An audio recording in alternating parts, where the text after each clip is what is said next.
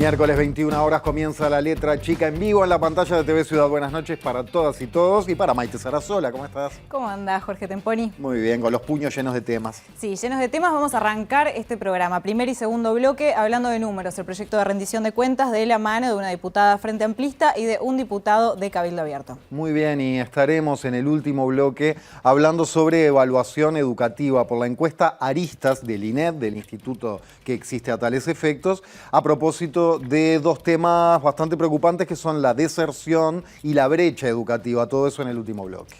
Bien, para comunicarse con nosotros, Temponi. Sí, el WhatsApp que tanto nos gusta mencionar, que diría Sarasola, para hacerlo feliz a Temponi, breve y confirma. ¿Es verdad, Sarasola? Es verdad, es verdad. Perfecto. Me hace feliz. 092-374-089 y aparecen sus mensajes en pantalla. Bien, pero tenemos un pequeño tema igual antes para arrancar que no queríamos dejar por fuera, porque el jueves pasado Gabriel Pérez salía de su casa y ¿qué pasó? Lo encerró en una camioneta, se le puso una adelante, otra atrás, se bajaron personas, lo tiraron al piso, lo golpearon, le pusieron la cara contra un charco con agua, lo violentaron, después lo llevaron a una seccional y allí uno pensaría que después de recibir tales agresiones a esta persona la protegieron y quizás estos agresores fueron detenidos. Bueno, pues no, Gabriel quedó detenido, él una hora al menos estuvo esposado en un calabozo y es una historia bastante compleja, así que bueno, vamos a estar hablando con una periodista muy importante para ver en qué está este tema. Porque todo esto, Pérez es un ciudadano, es un tipo que se la rebusca ahí mismo en el barrio mucho, vendiendo conservas, y estamos hablando del barrio Ocean Park. En Maldonado. En Maldonado, poquito antes de llegar a Chihuahua, muy cerca de Punta del Este. Así que hablaremos con Mónica Robaina, que es periodista y es editora de la edición La Diaria de Maldonado, y gentilmente recibe nuestro llamado por Zoom a nuestra comunicación, nuestro requerimiento tecnológico en este caso. Mónica, buenas noches, gracias, ¿cómo estás? Buenas noches, Mónica. Hola, buenas noches. ¿Cómo están ustedes? Gracias por la invitación. No, muchas gracias a vos y ante todo repasemos los hechos, lo más saliente, ¿no? Un resumen, ¿qué pasó la semana? Fue el jueves de la semana pasada, ¿qué pasó? Bueno, como ustedes decían, la semana pasada, cerca de las 5 de la tarde, 3:30 de la tarde, este vecino de Ocean Park, esa zona que está ahí cerca de la Capuera también, ¿no? Hasta el puente ese que atraviesa la ruta un poquito más adelante, viniendo desde el lado de ustedes, digamos. Estaba circulando en bicicleta por el barrio, iba a repartir unas conservas que llevaba en su mochila, en la espalda. Y bueno, como decía Maite, fue interceptado primero por una camioneta conducida por una mujer que le dijo, bueno, vos sos un delincuente, ahora vas a ver lo que te va a pasar. Y luego de inmediato llegó un furgón con 3 hombres que también bajaron, lo encerraron y bueno, al grito de decinos qué nos robaste, decinos quién nos robó, empezaron a golpearlo, lo sujetaron entre los 3 en el piso, uno le agarró los pies, otro las manos y el otro le aplicó una llave sobre la tráquea. Y como decía Maite también, en algún momento le introdujeron la cara en un charco y en una especie de submarino, lo que claramente puede entenderse como tortura, según todas las personas consultadas para este caso, sobre este caso. Y bueno, lo colocaron dentro de la camioneta, se lo llevaron al destacamento de Sauce de Portezuelo, todo el tiempo, obviamente, reducido, sin capacidad de poder moverse. Él me contaba que en un momento pensó que lo iban a matar y que lo iban a enterrar en un médano, literalmente. Me dijo así, porque además dentro de la camioneta vio machetes y vio sogas. Entonces esperó lo peor, les pedía que no lo mataran, que tiene una hija, y bueno, parecía que esto era peor, que este ruego como que acrecentaba un poco el ánimo de sus captores.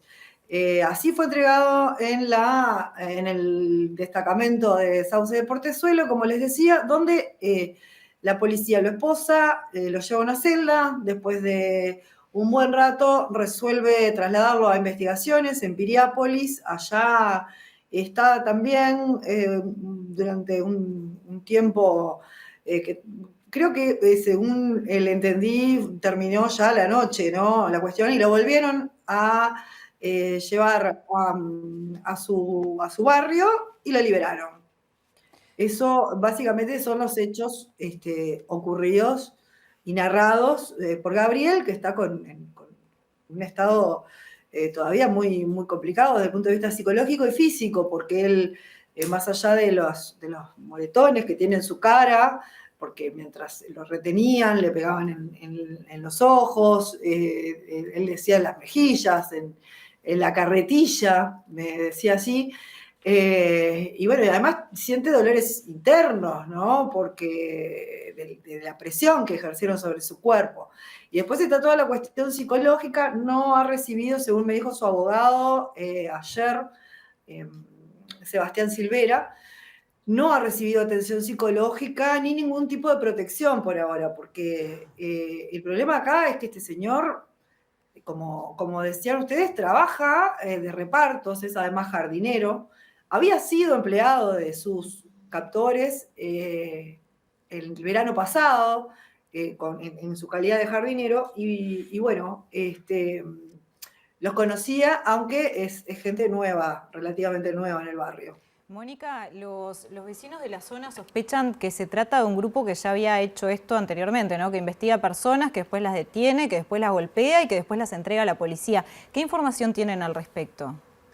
Bueno, vieron que este caso en realidad no salió a luz porque Gabriel hubiera hecho la denuncia, sino porque los vecinos lo vieron golpeado en la calle, le preguntaron qué le había pasado. Entonces, a raíz de esta situación salieron dos comunicados. Uno por parte de un grupo de vecinos independientes, digamos, que no integran ninguna asociación, donde señalan directamente que su vecino fue atacado por delincuentes neonazis, así lo mencionan.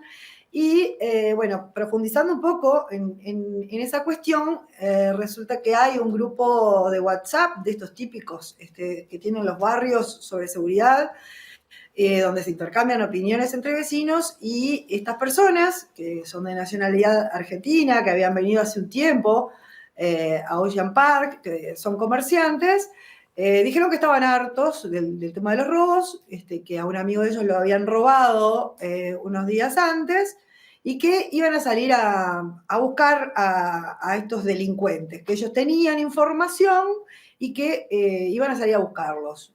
Porque estaban hartos de la situación. Entonces, ¿qué pasa? El resto de los vecinos dijeron, bueno, ya estaban viendo que había como comentarios un poco fuertes, discriminatorios, hacia personas que ni siquiera eran sospechosas de algo, como es el caso de Gabriel, pero la cuestión es que no esperaban que realmente fuera a haber una situación de violencia, que estas personas fueran a cumplir lo que dijeron. Ahora, lo que a mí me decían es, ¿de dónde sacaban la información? ¿Cómo tenían estas personas información? Hay gente que habla de que es un grupo parapolicial, es decir, que colabora con la policía. Y yo le diría que hay indicios de que sí. En primer lugar, por esa información que ellos manejaban.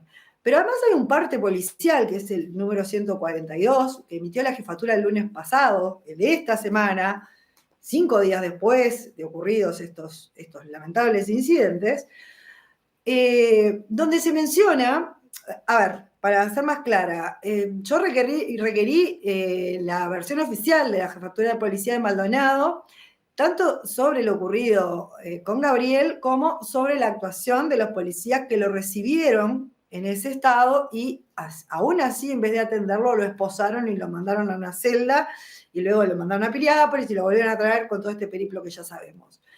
La respuesta que me dio el jefe departamental de policía de Maldonado, Julio Pioli, fue que la versión oficial estaba en ese comunicado.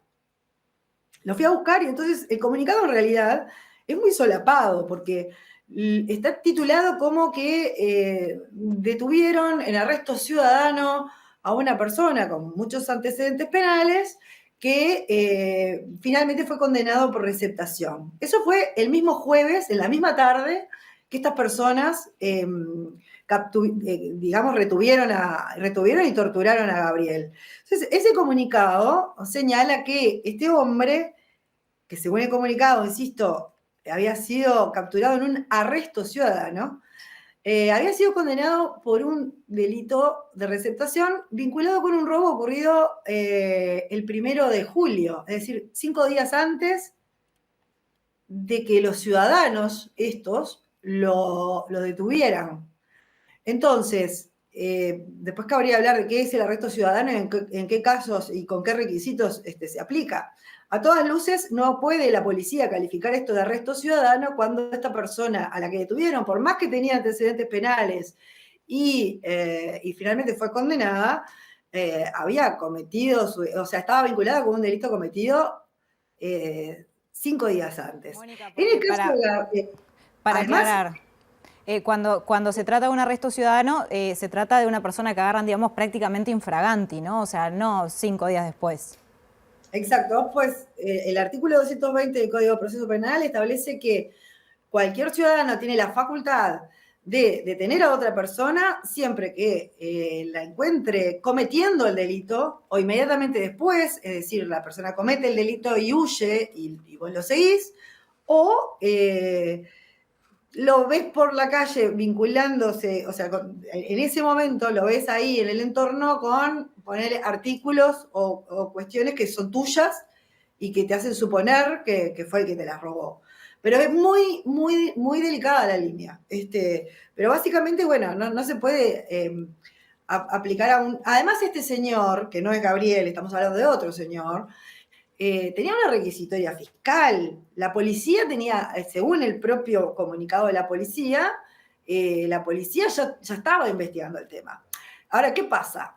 En un segundo tramo de ese comunicado se menciona el caso de Gabriel y se dice, en el desarrollo de esa investigación, es decir, la de este otro señor que después fue condenado, aparece en el destacamento un hombre mayor de edad a denunciar a 3 hombres que según sus dichos lo habrían retenido y golpeado, no sé qué. Fue llevado a un centro asistencial donde le notaron, habría indicios de un hematoma o de golpes en un ojo. El comunicado omite totalmente las circunstancias en las que llegó esa persona, omite decir que fue entregado por particulares, y deja abierta una puerta a cómo es la actuación policial, o sea, cómo actuaron los policías que lo recibieron. Cómo es que Gabriel cuenta que escuchó que una de las personas que lo entregó dijo, aquí te traemos otro delincuente. Y que mientras lo trasladaban a Piriápolis, los policías le dijeron, no, lo que esta gente hizo está mal, no sos el primero, ¿tá? Y los vecinos también saben que no es el primero. De hecho, me hablaron de varios otros. Yo, honestamente, no he podido chequearlo. Me hubiera encantado poder consultar a la policía sobre esto, la versión oficial, pero bueno, no se pudo. Sí, no, dale, redondeate esto que te estaba interrumpiendo. No, todo bien, dime. No, primero, cuando decía soy de pasada que quienes lo castigan y lo entregan, quienes lo torturan, lo atrapan y lo torturan, lo conocían. Eso vale aclarar que en los artículos de la diaria figura, porque cuando uno ve que lo conocían se sorprende inmediatamente, sí, como que lo conocían, es que lo acusan de entregar, entre comillas, casas, o sea, de siendo jardinero decir, roben acá, roben allá, a tal hora o a tal otra. Ahora, todo esto, Mónica, parecería tener que ver, digo en condicional, con prejuicios, con portación de aspecto, con cacería de pobres, para decirlo de manera directa y brutal. Él vive ahí en la zona, pero tal vez su aspecto no es el perfil característico de quienes viven en Ocean Park. ¿Puede tener que ver con eso, con esos prejuicios y con la aporofobia? En realidad, toda esa pequeña cadena de balnearios que hay entre la interbalnearia y el mar, tienen una composición de habitantes muy heterogénea. Es decir, en el caso de Ocean Park el fraccionamiento surgió para un barrio privado. Ese barrio privado nunca se concretó. Con los años empezó a llegar gente de clase media. Luego empezaron a llegar personas con más dinero que construyeron sobre la playa y en los últimos 5 años, un poco más tal vez, empezaron a llegar trabajadores, gente común, gente asalariada, obreros, que empezaron a instalarse en los terrenos más baratos que están hacia la ruta. Toda esa gente convive. Para que ustedes tengan una idea, esta cadenita de balnearios, que están ahí, porque está Sauce de Portezuelo, Ocean Park, creo que hay otra, bueno, no recuerdo ahora, pero son... Está Chihuahua, por ahí sí. Claro, pero estos están más cerquita, son 10.000 personas. Del otro lado está la Capuera, o sea, al norte de la Ruta 10 está la Capuera, que tiene 8.000 habitantes, que es una zona complicada. Toda esa zona es, según el último censo, ¿no?, el que están ahora en proceso, es de las zonas que más creció en el departamento de Maldonado. Y fíjense que el destacamento de Sauce de Portezuelo tiene que atender a todos los requerimientos de toda esa gente, desde el trabajador común y corriente que también sufre robos, hasta estas personas adineradas. Hay muchos extranjeros ahí que llegan atraídos por las playas, por la tranquilidad, por el entorno. Mucha gente que vino en pandemia y se quedó y está haciendo teletrabajo. Hay mansiones y hay casas muy humildes, de gente que hace viveros, que como Gabriel vende plantines. Entonces, Maldonado es un departamento de contrastes. Y bueno, la Capuera, que ustedes saben que tuvo un proceso de regularización muy grande y todavía tiene partes que no están regularizadas, ahí también se concentra mucha gente que sale de la cárcel, que busca acomodarse, gente que viene sin nada y trata de colocarse ahí. Es un barrio muy humilde. Y bueno, eso también genera problemas. Y ya les digo, están separados por una ruta, como quien dice. Mónica. Sí. Sí, perdón, no, pero para ir cerrando, consultarte. Este caso ahora está en la justicia, el caso de Gabriel. Sí, solo para cerrar, decirte que el destacamento tiene 12 personas por turnos, y que la gente está realmente muy cansada del tema de los robos. Entonces, se dan estas situaciones de la búsqueda de justicia por mano propia, que obviamente están mal, pero que cuando hablábamos de qué pasa ahí, hay como todo un trasfondo social que no es, digamos, desechable en el contexto de esto que ocurrió. Sí, respondiendo a tu consulta, la fiscal del tercer turno de Maldonado, Ana Laura Rosés, que casualmente es la misma que había tenido el caso de aquel adolescente de 18 años que fue golpeado en Pinares, también por vecinos que dijeron haberlo confundido con un ladrón. Tomó el caso, tomó la denuncia que radicó con Gabriel Pérez y citó a este grupo de argentinos para interrogarlos, para indagarlos el 19, después de la feria judicial menor. Ellos tienen que comparecer. Ahora, ¿cuál es el tema? Estas personas están sueltas, libres, porque obviamente no ha empezado la actuación judicial sobre ellos. Pero lo que me decía el abogado de Gabriel es que a él le preocupa realmente, porque, bueno, no solo Gabriel está ahí, sino vecinos que firmaron comunicados, vecinos que han salido en los medios y realmente tienen miedo. Entonces, el abogado lo que me decía es que mañana por la mañana va a asistir a la fiscalía, a conocer la carpeta con las actuaciones realizadas hasta ahora, y ahí va a tomar conocimiento de si la fiscal aplicó medidas o no. Pidió, porque, bueno, la cuestión es, son argentinos, podrían irse, si quieren, libremente de aquí al 19. Según mis fuentes de fiscalía, no hay ninguna medida sobre esto, pero bueno, veremos qué pasa en los próximos días. Muy bien, Mónica Robaina, muchísimas gracias y bueno, vamos a seguir el caso de cerca. Les agradezco a ustedes. Gracias. Bien, y vamos entonces a hablar de rendición de cuentas, según lo prometido y según un amplio interés en estos días de toda la ciudadanía, porque como saben, ingresó al Parlamento, se viene la discusión y sobre discusión de esa rendición de cuentas, de ese proyecto de rendición de cuentas, tratarán los próximos minutos en La Letra Chica para dar distintas visiones y ver qué perspectivas hay para la discusión parlamentaria. Y entonces recibimos a nuestros primeros invitados de la noche de hoy, Betiana Díaz, diputada por el Frente Amplio, y Álvaro Perrone, diputado Cabildo Abierto. Bienvenidos a los dos, gracias por estar. Bueno, muchas gracias. Gracias por la invitación. Para arrancar, primera impresión del proyecto de rendición de cuentas. Betiana. Sí, nosotros en realidad esperábamos que en esta rendición de cuentas vinieran algunos fondos incrementales más que lograran revertir lo que fue un recorte acumulado durante 3 años en diferentes áreas de política, que además, según los propios indicadores que construye el gobierno y que nos envía como información, han tenido serios impactos en la vida de la gente, ¿no? Esto tiene que ver con el aumento de la pobreza, con no lograr los niveles de recuperación salarial, con la presencialidad en la educación de preescolares y escolares, con lo que tiene que ver justamente con las inversiones públicas. Bueno, hoy estamos con el caso más claro de qué es lo que ha pasado también, por ejemplo, con el agua, pero sin duda en esta rendición se pierde una vez más el gobierno la oportunidad de atender los problemas de las grandes mayorías. Hay poco más de 70 millones de dólares, perdón, de incrementos. La gran mayoría están destinados a obras viales, más de la mitad.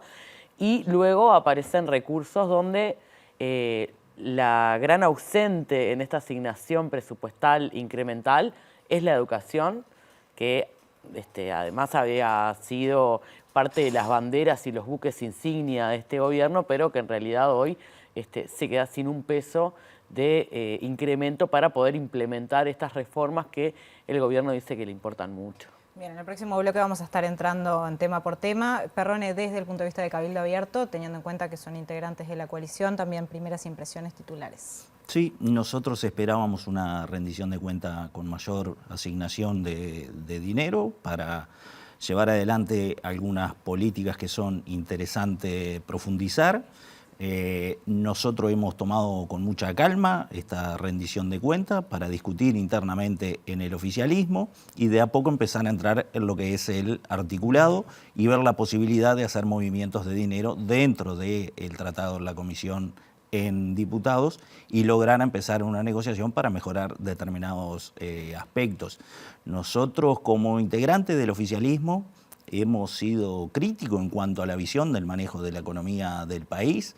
Nosotros vemos que la economía se sigue manejando de una forma muy similar a lo que eran los gobiernos pasados y bueno, y hay puntos donde nosotros tenemos mayor discusión. Uno de ellos son, dos de ellos, perdón, el gasto tributario y el déficit fiscal. Me parece que ahí el país está tomando un mal camino, un mal rumbo, que tiene que ver principalmente con las exoneraciones que da el Uruguay a proyectos de inversión.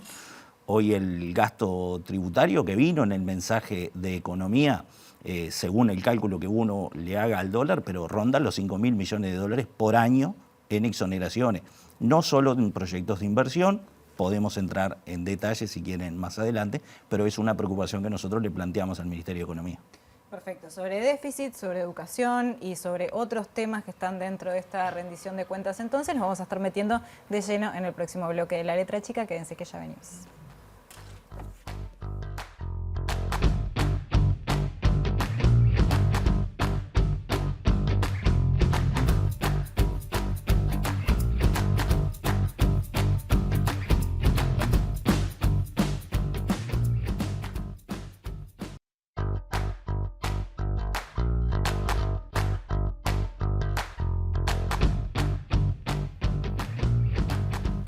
A las 9:30 de la noche de este miércoles seguimos en La Letra Chica. Álvaro Perrone es diputado de Cabildo Abierto, Betiana Díaz del Frente Amplio. Estamos con ellos charlando y discutiendo el proyecto de rendición de cuentas, que dicho sea de paso, es el último en el que se puede aumentar el gasto, porque el del año que viene ya es de año electoral. Sus mensajes de texto por WhatsApp llegan al 092-374-089. Bien, y Perrone, usted mencionaba lo del tema del déficit fiscal. Nos vamos a meter con las exoneraciones más adelante, pero primero, ¿consideran que se va a poder cumplir con la meta del déficit que se plantea? Bueno, en realidad acá hay una situación que nosotros en particular en esta rendición estamos poniendo arriba de la mesa con más énfasis, que es una situación de maquillaje fiscal que hay, ¿no? El gobierno se fijó una regla en la Ley de Urgente Consideración, que es la regla fiscal, que es su instrumento, con su diseño, nosotros lo cuestionamos, que sobre todo topea el gasto, pero es cierto que para dar señales de cumplimiento, el gobierno ha venido acomodando los números de forma permanente. No solo acomodando los números, sino que además tomando algunos instrumentos a través de los cuales terminó financiando parte de las políticas públicas que no cuentan en el déficit fiscal. Entonces, hoy lo que decimos es, bueno, para nosotros no es un fetiche el cuidado del déficit cuando hay una cierta situación social donde empeora la desigualdad, donde empeora los niveles de pobreza, en particular de pobreza infantil, donde empeora el salario porque aparece cada vez más salarios sumergidos y por tanto Bueno, yo creo que en este escenario va a ser difícil que si el gobierno no toma medidas, bueno, aumente el déficit. Es decir, es una decisión política, es una decisión profundamente ideológica a dónde pongo la prioridad, si en cuidar los números o en cuidar a la gente. ¿Perdone? La realidad es que el déficit ha bajado desde que se tomó en este gobierno, que estaba cerca de los 5 puntos. Yo creo que hay una preocupación excesiva del equipo de economía por el déficit fiscal y las calificadoras de riesgo, que están siempre mirando todos esos números, y nosotros entendemos que eso debería dejar de ser tan preocupante y sí apostar más a la reactivación económica del Uruguay. Yo hay temas que comparto con algunos socios de la coalición y también de la oposición en cuanto a la preocupación de los salarios en Uruguay. Si bien los índices de desempleo están bajos, están a niveles de 2018, 2019, creo que estamos en el 7,9, me parece que fue el último dato, la realidad es que los salarios son bajos, hay una enorme cantidad de salarios, no tengo cifras exactas, pero entre 500.000 y 700.000 uruguayos que rondan los sueldos de 30.000 pesos, entonces esos salarios no son buenos. Ahora, si nosotros nos preocupamos tanto por el déficit fiscal, por el endeudamiento del país, y por el otro lado exoneramos de una forma descontrolada, podría decir yo, ahí no logramos equiparar. Ahora, nos preocupamos sí por el déficit fiscal, pero ahora entra mañana un proyecto para aumentar el endeudamiento. O sea, se necesita endeudarse. Si bien cuando nosotros votamos en la LUC este artículo, lo votamos... El que dice que la regla fiscal manda, digamos. Exactamente. A nosotros nos parece algo de suma transparencia y que pase por el legislativo, por la votación popular y por el apoyo popular de que el país tenga que ir al endeudamiento. Eso sí nos parece de suma transparencia, pero yo entiendo que si nosotros mejoramos la recaudación, y esto no significa poner más impuestos, significa controlar un poco las exoneraciones, no tendríamos que estar pasando por esto del déficit fiscal y el endeudamiento. Perdón, pero me quedó picando. ¿Qué es lo que entra mañana, dijo? Mañana Es va a la entrar... comunicación a la Asamblea General de la propuesta del gobierno de incrementar el tope de deuda, que viene incluido en esta rendición también, pero que formalmente se comunica a la Asamblea Aparte, General. se comunica aparte. Sí. ¿Qué es lo que pasa con las exoneraciones? Perdone que lo mencionó varias veces. ¿A quiénes se les exonera? ¿Cuál es la postura de ustedes? Sí, el Uruguay tiene el doble haciendo números con el PBI, de exoneraciones que el resto de América Latina. En Uruguay hoy, la cifra es muy grande, del 2022 fueron 5.000 millones de dólares en exoneraciones. Exoneraciones de impuestos. Exactamente, las exoneraciones se dividen de distintas formas. Hay exoneraciones de IVA, que tienen que ver con los productos de la canasta básica, que vienen de hace mucho tiempo atrás. Últimamente hay exoneraciones de IVA, lo que tiene que ver con el agua. Hubo en su momento algunas que hicimos con la carne, con el asado. O sea, hay exoneraciones que apuntan directamente a sectores sociales. Ahora, están los otros tipos de exoneraciones, que son a las grandes empresas, que yo hice consultas en esta avenida del Ministerio de Economía, donde hay un punto que son unos 1.600 millones de dólares en el año 2022, que tiene que ver con inversiones, desarrollo y descentralización, y la verdad que nosotros no sabemos cuáles son las inversiones, el desarrollo y la descentralización. Sí intuimos hacia dónde va eso, que tiene que ver con la zona franca, tiene que ver con el régimen de la COMAP. Hay algo que yo he planteado muchas veces y ahora lo han modificado, que a través del régimen de la COMAP se presta para muchas cosas. La COMAP es la oficina que habilita los proyectos de inversión a determinadas exoneraciones. Entonces hay pequeños proyectos donde uno presenta un proyecto para remodelar una oficina, un edificio, una pequeña obra, pero en el proyecto, como el régimen de la COMAP habilita a la reconversión de energía, del uso de nuevas energías, dentro del proyecto meten un vehículo de 150.000 dólares porque es eléctrico. Entonces ahí hay avivadas que el Estado no está controlando y que tampoco controla, porque no hemos logrado saber cómo lo controla, hemos hecho pedido de informe a Ministerio de Economía, si realmente la exoneración cumple el objetivo. ¿Qué quiero decir con esto? Si el proyecto de inversión, la exoneración que se otorga, termina cumpliendo que va a generar, determinada cantidad de puestos de trabajo, duraderos en el tiempo, con sueldos que sean por lo menos buenos, pero eso no lo vemos, ese control. Entonces entra el proyecto de inversión, se da la exoneración, pero después nosotros no vemos que realmente termine siendo generadora de puestos de trabajo al final del día. No se ven los resultados. ¿Y en esos días desde el Frente Amplio comparten esta visión o cómo lo ven? Bueno, lo que pasa es que en realidad ahí hay una decisión del gobierno de exonerar a diferentes empresas. Este gobierno además se ha sacado cartel de que tiene récord en promoción de inversiones, de inversión extranjera directa, inversión privada. Es decir, ha dejado un poco de lado al Estado como motor del desarrollo y ha apostado a esto porque también tiene que ver con la contención del gasto.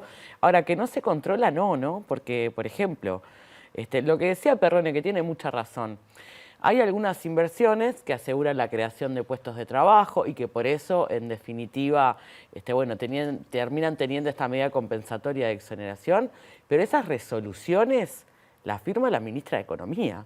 Por eso nos enteramos que le había firmado una exoneración de $8.000 a Isaac Alfi, director de OPP, para cambiar cables de red y comprar aire acondicionado.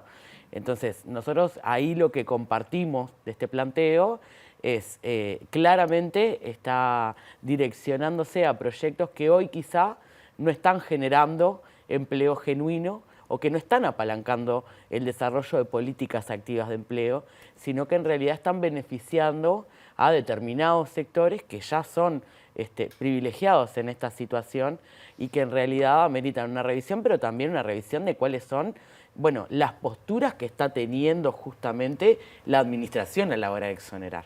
Es decir, la COMAP recomienda, pero quien resuelve es el Ministerio de Economía y Finanzas, a quien exonera y a quien no. No es que no hay controles.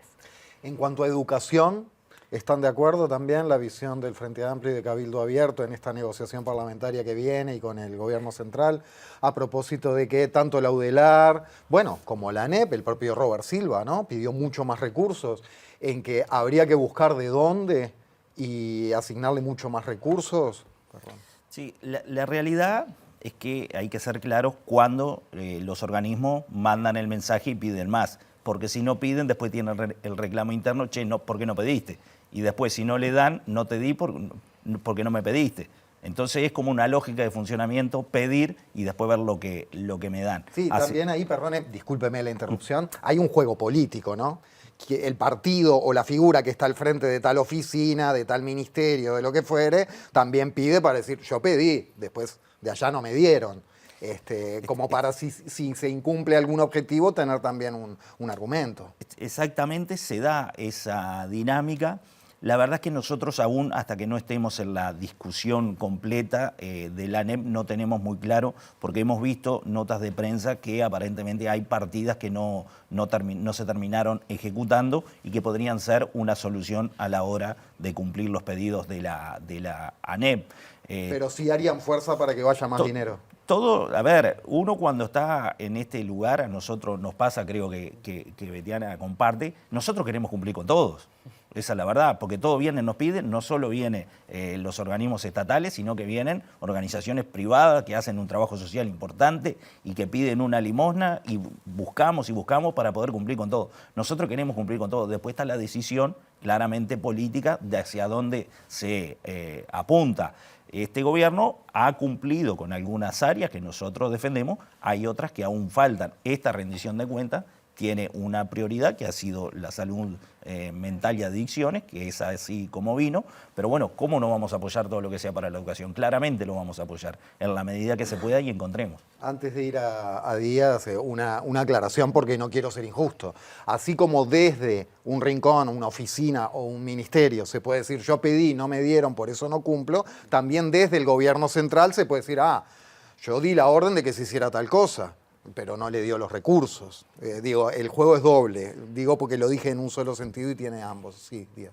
Sí, yo estaba pensando en esto de cumplir con todo el mundo y mientras nosotros rascamos la lata, por decirlo de alguna manera, el gobierno esconde partidas, porque la rendición de cuentas pasada, por ejemplo, se financió en gran parte de una partida mal presupuestada, que no sabemos si fue mal presupuestada por error o a propósito, de donde aparecieron fondos para financiar, que era la partida del diferendo de judiciales. Pero yendo al tema de educación, a mí me parece importante que en esta coyuntura evaluemos qué es lo que ha venido sucediendo, cuáles han sido las metas de cumplimiento. Esa es información que nos llega en lo que se llama popularmente el planillado, los tomos de evaluación de la gestión, de cumplimiento de metas, donde vemos el impacto de lo que ha sido el recorte en la educación. Hay un recorte real que tiene que ver con el salario docente, que tiene que ver con las horas docentes, que tiene que ver con los grupos, que han obviamente tenido un impacto en el desempeño educativo, pero después, por ejemplo, el caso de Universidad de la República, yo esto lo he repetido hasta el cansancio, no es novedad esto que se está planteando. Hoy la Universidad de la República, lo ha repetido el rector en muchas oportunidades, tiene casi 5.000 alumnos más que cuando se empezó a discutir la base de asignación presupuestal en el 2020 y por tanto, obviamente, esto está impactando en la calidad educativa y además también en el desarrollo de la Universidad de la República. La UTEC lo mismo, vino, negoció su base presupuestal con el gobierno, se comprometió a sostener determinadas carreras en el interior y dijo, bueno, yo con esta base, año a año, voy a necesitar recursos incrementales para poder sostener y desarrollar determinadas carreras.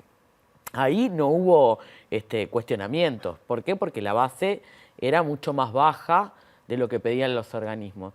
Ahora se habla de los recursos asignados, es decir, con todos estos recursos asignados, con los refuerzos de gasto que han tenido, obviamente en la base de un recorte enorme que han tenido estos organismos de educación, tanto la UDELAR, la UTEC y además también la NEP en particular, bueno, hoy Robert Silva, que es integrante de la coalición de gobierno, sigue golpeándole la puerta al Ministerio de Economía diciendo, che, la verdad que no me da para implementar la transformación educativa, que era, se supone, nuestra prioridad, ¿no? Yo puedo compartir o no, pero en realidad el gobierno le está macheteando y también es cierto que es una reforma estructural que va a quedar a medio camino porque lo que no tiene es financiamiento.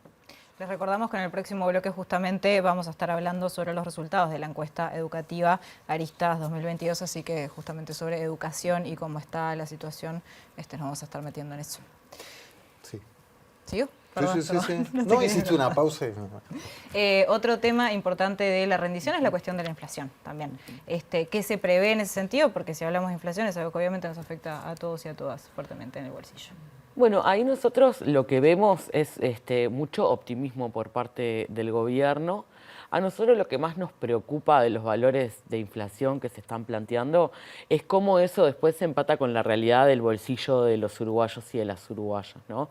Este gobierno lo que se ha planteado es, en ese sentido, bueno, un deterioro constante durante todos estos años, donde el bolsillo de la familia no ha logrado absorber el aumento de la inflación y en particular del impacto que ha tenido la inflación en los precios, a través de los precios de los alimentos que han tenido un aumento enorme en estos 3 años, los alimentos de canasta, ¿no? Esto lo viene relevando el Observatorio de Alimentación de la Escuela de Nutrición, por ejemplo.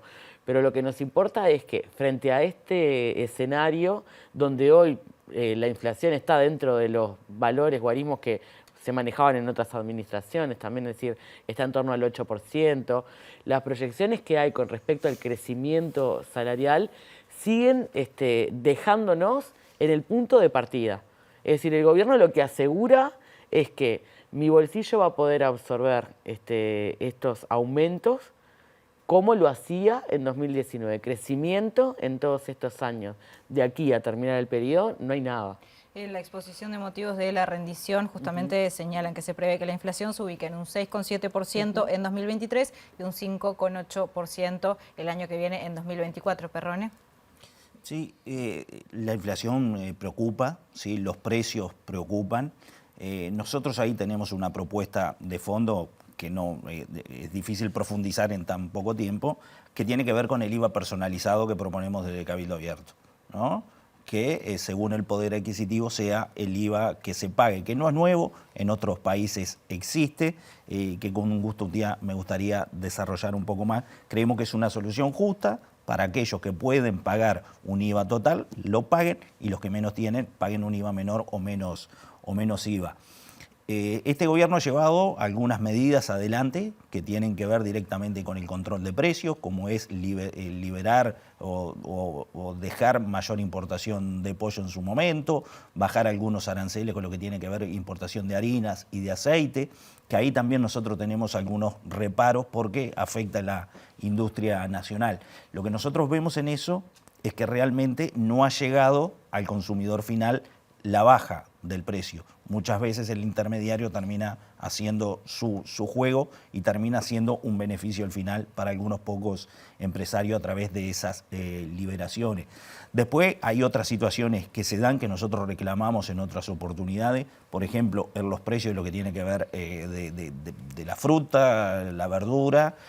Hay una enorme diferencia en los precios de lo que tiene que ver de una feria a un supermercado y ahí tenemos un alto costo que nosotros entendemos que fue una muy mala inversión, que es la UAM. Todos esos costes de lo que es el nuevo mercado modelo, la unidad agroalimentaria de Montevideo, termina teniendo un alto impacto al final de los precios en estos productos. Y bueno, en un momento como se hacían reclamos desde la Intendencia de Montevideo, que el gobierno central tomara algunas medidas para controlar un poco los precios, nosotros reclamábamos también que por un tiempo, en lo que estaba la pandemia y otras afectaciones que ha tenido el país y el mundo, que la UAM también dejara de cobrar algunos rubros a lo que tienen que ser a ver a los productores que van y asisten y que trabajan ahí adentro para ahí bajar los precios de estos productos. Perrone, puntualmente, porque Cabildo tiene una pata fuerte en vivienda, ¿qué perspectiva tienen sobre este tema? Desde el Ministerio de Economía señalaron que se cumplió con destinar importantes recursos a las áreas prioritarias para la sociedad, entre las cuales mencionan a los hogares vulnerables como una de ellas. Sí, hubo un plan armado para formar un fideicomiso, para que quedara una herramienta funcionando, para poder conseguir dinero y a largo plazo tener una política marcada en el país que supere a todos los gobiernos y tener una asignación de dinero para atacar la política de erradicación de los asentamientos. La verdad es que, bueno, la situación de la pandemia, todo eso, que no es que nosotros pongamos la pandemia como excusa en alguna cosa, pero sí tenemos que nombrarlo, ¿no? Que no se podía ir a trabajar, todas esas situaciones, demoró algunas acciones, se empezaron a encaminar en el último tiempo. Hoy el Ministerio está con un llamado a licitaciones importante, trabajando en ese sentido, ya con la herramienta de financiamiento pronta para poder de alguna forma empezar a plasmar en territorio lo que es la mejora de la vivienda. Pero en este gobierno se consiguió, se elaboró una herramienta importante para trabajar en ese tema. Se armó un fideicomiso al que no se le puso plata. Yo quiero dar algunos datos de esta rendición de cuentas que escribió el gobierno, que no son impresión del Frente Amplio. Cuando uno agarra los tomos de gestión, por ejemplo, donde ve que más cayó el gasto en los programas de vivienda, es más de un 36% de caída de la ejecución con respecto al año pasado, que ya venía recortado en las soluciones habitacionales en convenio para jubilados. Ahí está ahorrando vivienda. Plan Juntos, programa de mejoramiento de barrios y vivienda rural con caída todas en el torno del 8%. Es decir, acá de lo que se habla es de anuncios de fondos. Ustedes lo podrán buscar, hay mucho archivo de esto. El presidente incluso habló de esto en la Asamblea General el 2 de marzo. Habla de los 240 millones para asentamientos. Jamás aparecieron y de hecho en realidad lo que arman es un bolsón de endeudamiento a través de los cuales toman líneas de financiamiento que ya estaban, es decir, soluciones habitacionales que ya estaban comprometidas. Hay que recordar que al inicio de la administración de la ministra Moreira se interrumpieron los realojos, después se retomaron algunos, eso ahora se está pasando como parte del financiamiento avanzar. Entonces la perspectiva para recuperar todo lo que se perdió en términos de inversión y no es muy alentadora cuando además no vienen recursos incrementales para vivienda, pero hay otra cosa que es que durante los primeros 3 años de administración de este gobierno, vivienda fue de las carteras donde más se recortó en términos de presupuesto por el ajuste del Fondo Nacional de Vivienda y además por el recorte en recursos que se dejaron de volcar allí. Es decir, el ahorro más grande de toda la administración central se aplicó a vivienda. Es decir, claramente para este gobierno la vivienda en términos presupuestales no ha sido una prioridad. Uno puede creer en las buenas intenciones y promesas, pero sin financiamiento no hay políticas públicas. Para ambos, Y brevemente, para cerrar, porque decía Perrone hace un rato, bueno, quisiéramos cumplir con todos, ¿no? Vienen reclamos de todos los sectores. Pero así como el gobierno central a la hora de asignar tiene que priorizar y despreciar, lo digo esto respetuosamente, a algunos sectores, también el Parlamento, cuando va a pelear por cambios en esa rendición de cuentas, tiene que priorizar y despreciar. ¿Qué priorizarían sus fuerzas políticas si tienen ya la visión de conjunto de sus partidos o el punto de vista de ustedes? Muy brevemente para aclarar eso en el final. ¿Por qué pelearían, digamos? ¿Por qué sectores? Bueno, yo si nombro un sector ahora, dejo a otro enojado es que es inevitable, es lo que se viene. Preferimos ir a la discusión responsable internamente. Esta ha sido una política que hemos tomado en esta rendición de cuentas, de intentar cumplir con todo, porque si empezamos a hablar de cifras y empezamos a hablar de sectores, vamos a generar expectativas en algunos y vamos a dejar molesto a los otros. Por eso queremos ir a una discusión interna y ser lo más justo posible con todos. No solo una rendición de cuentas tienen que ver con temas económicos, vienen otros temas que también estamos tratando, que tienen que ver algunos con los aumentos de delito, pues la política de seguridad preocupa y bueno, también son temas que vamos a trabajar. Yo les pido que me entiendan a la hora de definir qué sectores queremos apoyar más que otros. Esa es la realidad, por eso preferimos hacerlo de esta manera.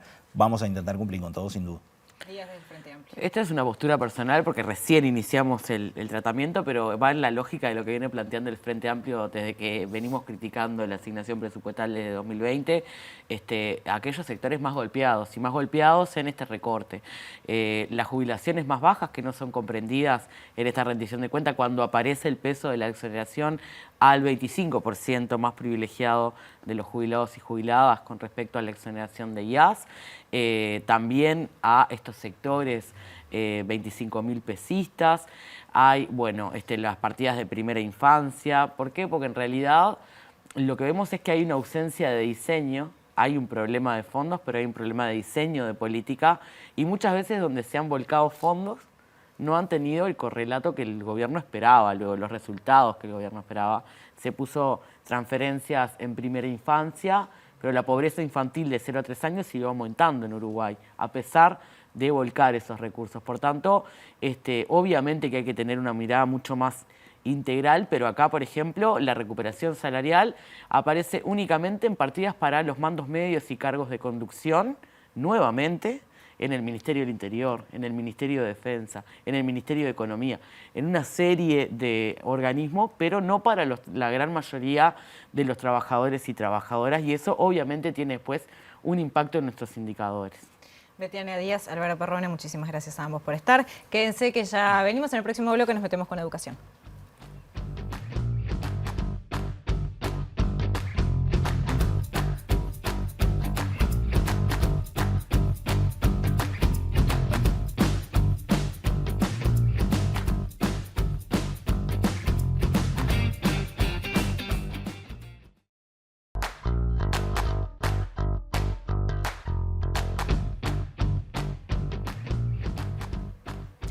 Hay herramientas para analizar la realidad que pueden ser o no importantes según el peso que le demos como ciudadanos y a partir de eso el peso que le den también los gobiernos. El INED, el Instituto Nacional de Evaluación Educativa, nació en un proceso entre 2008 y 2010 y su encuesta Aristas se implementó entre 2017 y 2018. Y bueno, vaya si es importante para un país la educación, eso es una obviedad gigantesca, y el Instituto de Evaluación Educativa puede ser entonces una herramienta de singular peso. Pablo Caggiani es maestro e integrante de la comisión directiva del Instituto Nacional de Evaluación Educativa en representación del Frente Amplio. Hablaremos de los resultados que acaba de arrojar la nueva encuesta Aristas 2022, los nuevos resultados de la encuesta Aristas 2022. Caggiani, gracias. Buenas noches. Buenas noches a la audiencia. Gracias a ustedes. Antes, entonces, con respecto a esto que decía, antes de meternos en los resultados de Aristas y en la realidad, ¿qué peso tiene el INED real? Bueno, Entre la realidad y lo deseable. El INED se ha construido como un instituto que reporta información de calidad sobre el funcionamiento del sistema educativo. De hecho, tiene un equipo de técnicos que vienen desde algunos de sus inicios, otros se han ido sumando en el proceso. Y efectivamente es una institucionalidad nueva, digamos, vos mencionabas, esto surge en el 2008, antes la evaluación se hacía adentro del sistema educativo, adentro de la ANEP o adentro del Ministerio de Educación y Cultura. Esto lo que permite es tener una mirada de fuera de lo que sucede en los procesos de administración de lo educativo, que son claramente responsabilidad de la ANEP, digamos, de lo que la gente conoce como primaria, secundaria, UTU y formación en educación. Y creo que esto que estamos viendo estos días, que es una segunda evaluación de aristas media, que es una evaluación que se hace en tercero de liceo, ahora noveno, digamos, lo que da cuenta es de un proceso de continuidad donde se han construido instrumentos y trabajos que sirven para la toma de decisiones. Recién teníamos a 2 parlamentarios, sirven para la toma de decisiones que tiene que tener el Parlamento con respecto a los pesos o a los asuntos legales. Sirve la toma de decisiones para las autoridades en materia de administración, pero también sirve para la toma de decisiones de directores de centros educativos o de docentes de aula, porque reporta información de cada una de esas cuestiones. Ni que hablar de la ciudadanía en general, que es quien nos interesa que acceda a los ¿Y informes. se sienten escuchados o más o menos o no? Yo creo que el INED siempre ha sido un actor que ha sido importante en la conversación de lo educativo. Nunca ningún informe pasó desapercibido. Capaz que antes había más discusiones de dentro del INED. Ahora hay una comisión directiva que preside Javier Lacida y acompaña Guillermo Fossati. Y en realidad, más allá de las diferentes perspectivas que puede haber sobre asuntos técnicos o políticos en materia de política educativa, se ha logrado que el instituto continúe con las funciones que establece la ley de educación, pero además con instrumentos que vienen de periodos anteriores. O sea que ahí hay algo como para mirar Positivamente. positivamente. Bueno, ¿qué arrojó este nuevo Aristas, esta nueva encuesta? Que como decía, se hace en lo que antes era tercero de liceo, que ahora se llama noveno a Ahora secas. se llama noveno. Noveno. Pero sigue siendo secundaria. Sigue siendo secundaria y UTU. Y UTU. Y técnico profesional. ¿Qué arrojó? Bueno, en realidad lo que tenemos es una evaluación que se aplica una prueba a los estudiantes, pero además se hacen encuestas a estudiantes, docentes, adscriptos, directores. En líneas generales lo que termina diciendo Aristas en lectura y en matemática es que estamos igual o muy parecido en términos de promedio, pero estamos peor en términos de equidad. Es decir, creció la cantidad de estudiantes que no llegan al nivel 2 en un caso o al nivel 3, que son niveles como... ¿De cuánto? ¿Cuál es el máximo? En un 5 en un caso y 4 en el otro. Es decir, es un conjunto importante de estudiantes que no logran desempeñarse como para una evaluación que está pensada sobre la base de los programas, es decir, sobre lo curricular, sobre lo que se supone que tenían que saber en ese momento de la trayectoria educativa.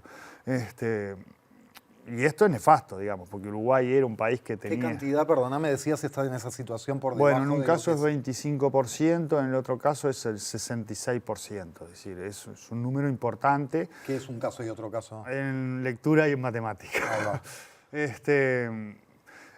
Es una situación que Uruguay ya tenía un desafío en materia de inequidad de aprendizaje, es decir, cómo les va en los aprendizajes a los que más tienen y a los que menos tienen. Esa situación empeoró.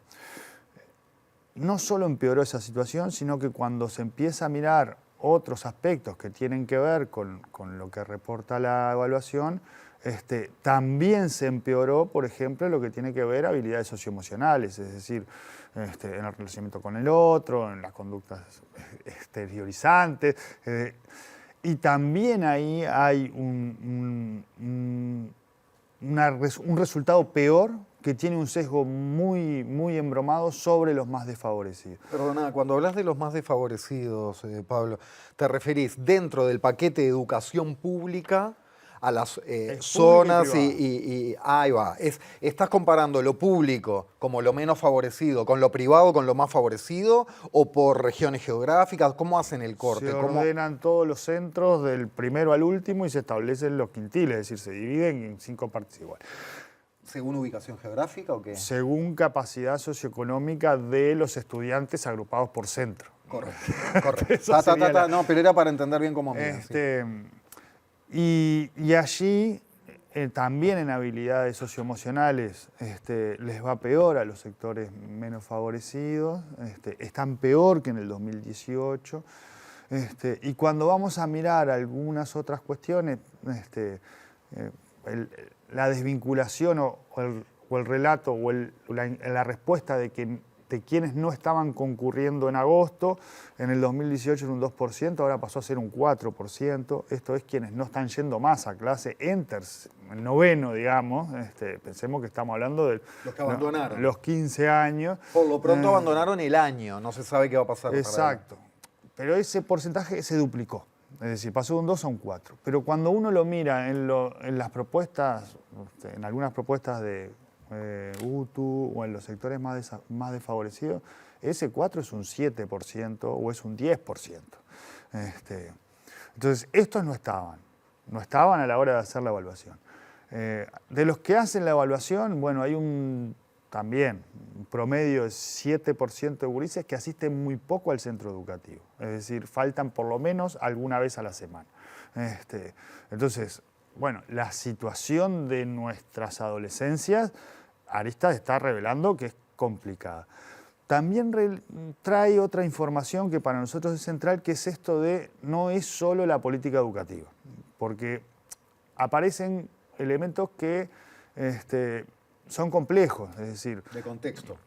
no solo de contexto, sino de, por ejemplo, cómo se sienten cuando van al centro educativo. Es decir, en el camino al centro educativo, ya ahí teníamos en el 2018 un 23% de gurises que se sentían inseguros, eso sube un poquito. Bueno, perdona Pablo, las situaciones de violencia se vienen planteando desde los gremios estudiantiles y docentes con mucha preocupación, ¿no? Uno puede juntarlo con eso que pasó en los informativos, pero evidentemente ahí está fallando no solo lo que hace el sistema educativo, el director, la política educativa o los jerarcas de la educación. Pero además cuando se pregunta por los espacios adentro del liceo, también aumenta la inseguridad de los gurises en los pasillos o en los baños. Entonces, si vos te sentís inseguro en un lugar donde tenés que tener bajo riesgo para poder aprender, es decir, para no tener miedo a equivocarte, no tener miedo, ¿no?, a quedar pegado, para preguntar, sentirte cómodo, bueno, si ahí hay información que es relevante para la toma de acciones en todos los niveles. En los niveles de la política pública, en el nivel de centro, es decir, porque esto pasa en el centro, y también la ciudadanía que rodea los centros educativos. Es decir, porque si los adultos recibimos la información de que los gurises se están sintiendo inseguros cuando van a estudiar, capaz que todos tenemos que involucrarnos un poco más a nivel comunitario en ese tipo de cuestiones. Para cerrar, y breve, para un tema complejo, respuesta breve te pido, Pablo. La transformación educativa que se viene llevando adelante, ¿apunta a solucionar estas inequidades? ¿Puede ser una herramienta en tal sentido? Bueno, eso Aristas no lo dice, es materia de opinión, digamos.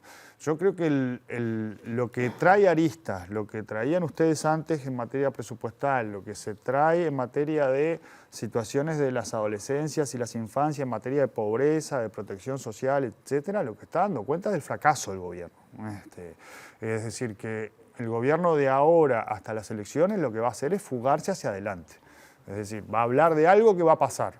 Durante estos 4 años lo que iba a pasar en campaña electoral no pasó. Y creo que eso para el sistema educativo es malo. Es malo en términos de, bueno, procesar cambios a las apuradas, con menos plata, sin participación de docentes, estudiantes, familias, actores de la academia. Creo que nos metimos en un barrial que no era necesario en un país que tiene acuerdos multipartidarios en educación desde el año 2010, que firmó Larrañaga, que firmó Bordaberry, que firmó Pepe Mujica, donde hay acuerdos ahí que la ciudadanía está contesta en que siguen siendo acuerdos.